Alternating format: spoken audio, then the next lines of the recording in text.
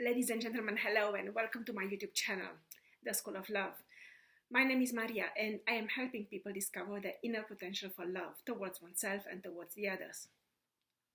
Today I invite you to a new episode from the series How to Do Better Things, Good Enough, Extraordinary, or just so that you become a better you. And I usually offer 10 guidelines on a specific topic, and today's topic is how to be a good enough friend. Right at the beginning, disclaimer, when I talk about how to be a good enough friend, or a good enough citizen, or a good enough mother, or a good enough spouse, by no means I promote or I intend to promote mediocrity, but I refer to that to the ability to attain a specific level of inner peace, inner balance, inner contentment, which then allows us to strive for an extraordinary life.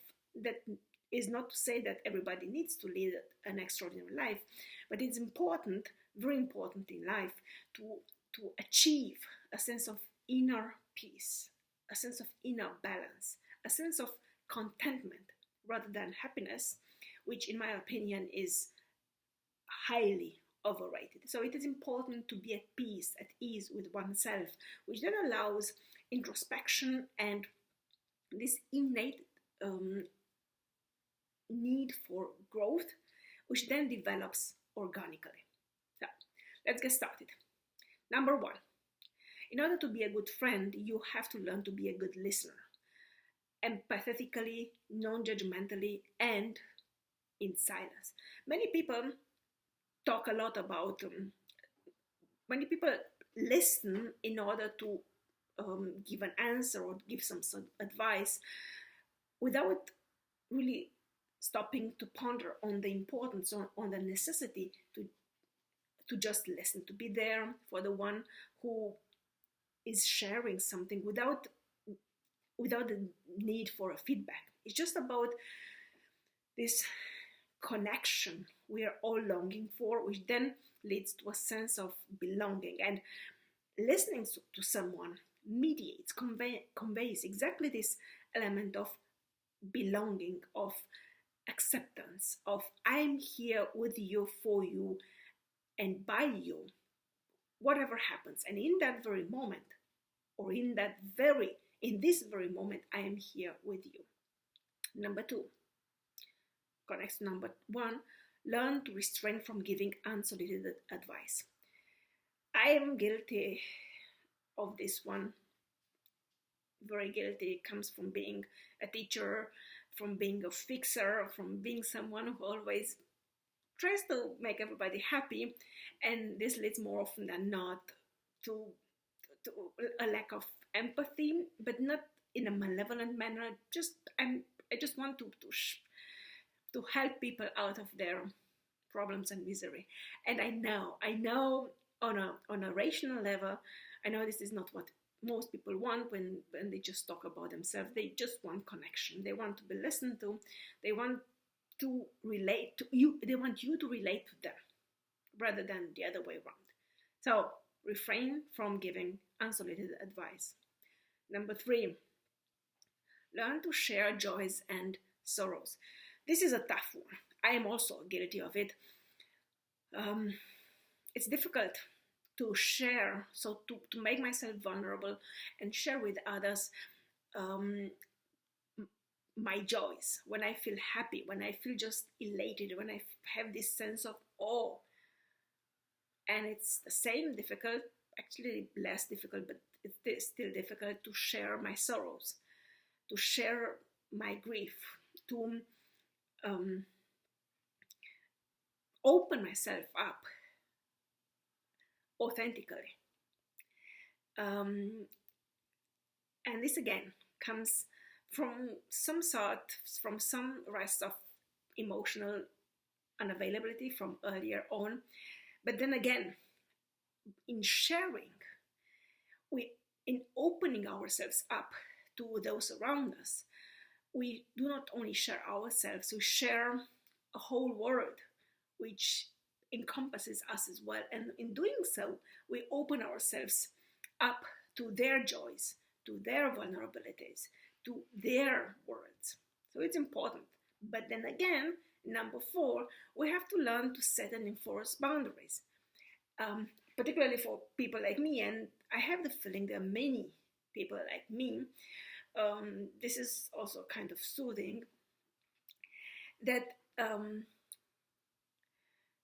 we're all over the place, and we're kind of lighthouse trying to to light up everyone, make everyone happy, and we lose ourselves in others. We forget that we're actually very different from the others. And what some people advise, and I have followed that advice and it helped me tremendously, is learn to be in your own frame. Learn to be you by being you, by doing you, by accepting you for who you are. And be very clear who you are. And in your frame, do not, like, if someone tries to draw you in their own frame, in their own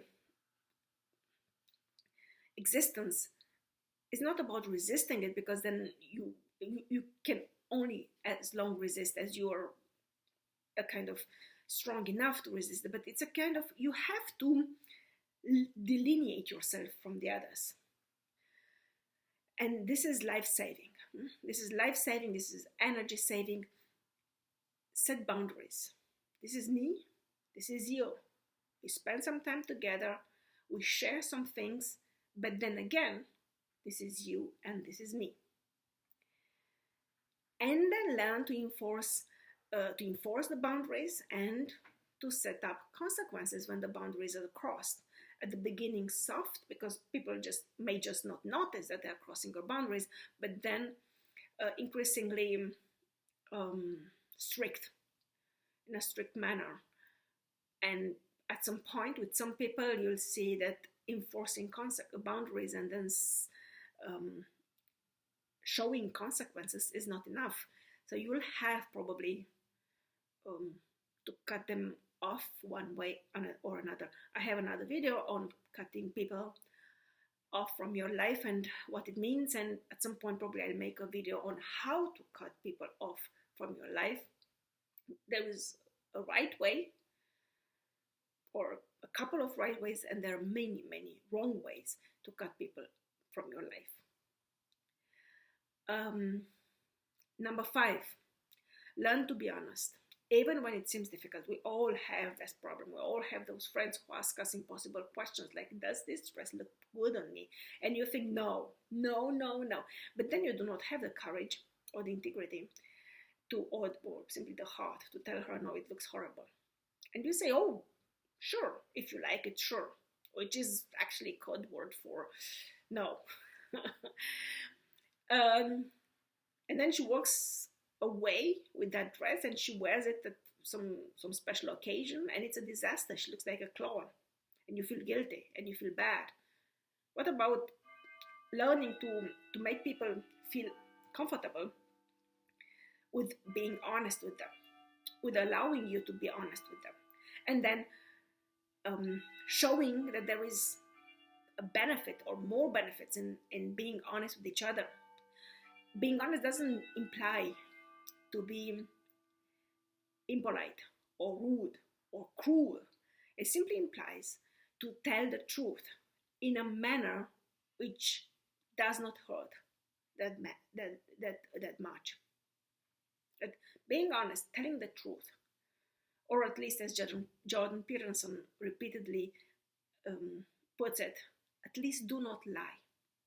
So not lying is a smaller goal than telling the truth, but still it is a step in the right direction. So number 6, learn to keep in touch with your friends even when distance, life, families and so on come in between. This is a big one. We all know those people, unfortunately they're always in plural, who just disappear when they have a new partner, a new girlfriend, a new boyfriend, or when they get married, or when they have children. And then when something happens and they need friends or they need support, they suddenly resurface. It's not only rude, it's just antisocial, I think. So learn to keep in touch.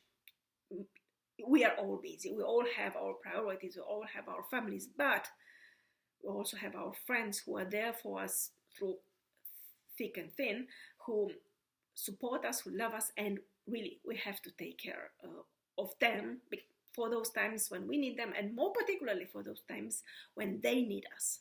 So learn to keep in touch, even if it's sometimes more superficial than others. It's important. Number 7, learn to enjoy life and to share the sense of enjoyment and contentment. Again, for whatever reasons, we use those most close to us as some sort of punching bags for bad times. How many times have you actually shared your joys and your contentment with your friends? This is why many friendships are so toxic and so bundled with so much bad memories and so much grief and so much troubles, because we are there for each other in times of loss and grief. But how much time are you there for each other when we actually feel good? So it's important to have to learn to be a friend for those around you in times of hardships and in times of joy. Nobody really talks about this, and that it's important to build up good memories so that you have something to draw back on when things are not so great. So number 8, learn to see the good side in things, the silver lining, without being delusionally optimist. Again, most of us fall somehow into one category at the end of the spectrum. We are either kind of pessimist and rain on everyone's parade. That's also a skill. Or we are delusionally optimist, or what they call toxic, masters in so-called toxic positivity. And then we alienate essentially everyone.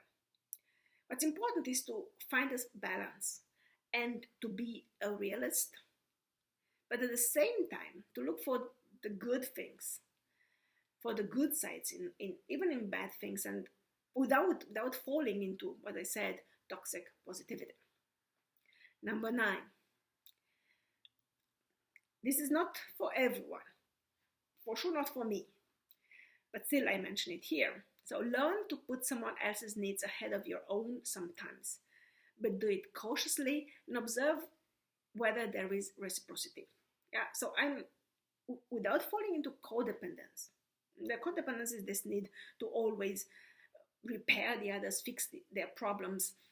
You live for them, you live in them. Are they happy? Then you're happy. Are they unhappy? Then you're unhappy. And you feel the need to repair them so that they feel happy, so that you can feel happy. It's a very toxic cycle of all sorts of problems. But sometimes, even as a healthy person and very stable one, you will need to put someone else's needs ahead of your own. This happens very often with children, with one's own children, and we should actually do it with other people's children as well, to put their needs ahead of mine, and to understand that the world doesn't evolve around me, or doesn't revolve around me, and that other people sometimes are more important than me, and of course they are. And then to put their needs ahead of my own, in a balanced manner, in a way which creates positive outcome. And last but not least, develop compassion towards everyone and everything. So compassion, the way I say it here, is slightly influenced from Buddhism, which means understand that we are all here for specific reasons. We all have problems, we all have difficulties, we all struggle at times, we all have our sadnesses, our inconsistencies, our challenges. And if sometimes things seem more difficult for you than for me, or vice versa, that my problems never end and I'm unloading them on you, remember that this too shall pass. And this would be it for today. Thank you for listening to me, and I'm looking forward to welcoming you soon again. Love and peace to you all.